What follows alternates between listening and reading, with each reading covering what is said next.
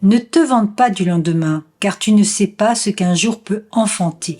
Proverbe chapitre 27, verset 1. Qui connaît l'avenir, même dans les prochaines 24 heures? Personne.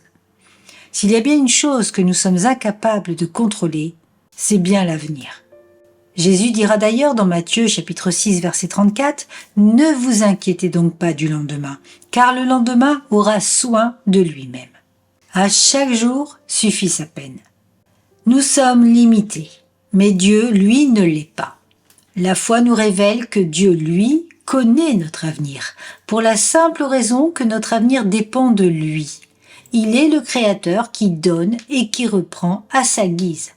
Tous les êtres humains, croyants ou non, ont une même certitude, celle qu'un jour ils mourront. Cette mort est physique, mais il y a une vie qui ne meurt jamais. C'est la vie de l'esprit qui est offerte par la grâce à travers le sang de Christ. En recevant la nouvelle naissance, notre perception de l'avenir prend une toute autre dimension. Ainsi, l'avenir nous est assuré et nous ne cherchons plus à le contrôler parce que l'avenir n'est plus dépendant de notre temps de présence sur terre, mais de notre vie dans l'éternité. Nous n'avons de fait plus à nous inquiéter pour les jours terrestres, mais à louer le Seigneur pour notre demeure céleste. C'est pourquoi Jésus nous enseigne ce merveilleux message. Ne vous inquiétez de rien, qui signifie en d'autres mots, je m'occupe de vous, c'est pourquoi votre avenir est assuré. Nous sommes entourés de milliards de personnes qui ont peur de la mort. Et la récente crise sanitaire l'a exprimé de manière puissante. Cette réaction dans le camp des non-régénérés est normale.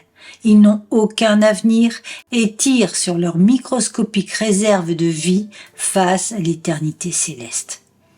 Mais ce n'est pas le cas d'un enfant de Dieu régénéré qui veille à ne pas se préoccuper du lendemain. Pourquoi? Parce qu'il sait que Dieu a déjà tout prévu. La préoccupation d'un enfant de Dieu n'est pas d'investir ici-bas dans des projets terrestres, mais de servir le Seigneur chaque jour comme si c'était le dernier ici-bas. Il vit uniquement pour la gloire de Dieu et pour son avenir céleste. Il marche par la foi et non plus par la vue. Voilà pourquoi Jésus nous demande de ne pas amasser de trésors sur la terre, mais d'amasser des trésors dans le ciel.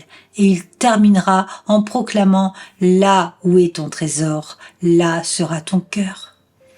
La peur de souffrir peut être parfaitement entendue, mais est-il raisonnable pour un enfant de Dieu d'avoir peur de mourir ?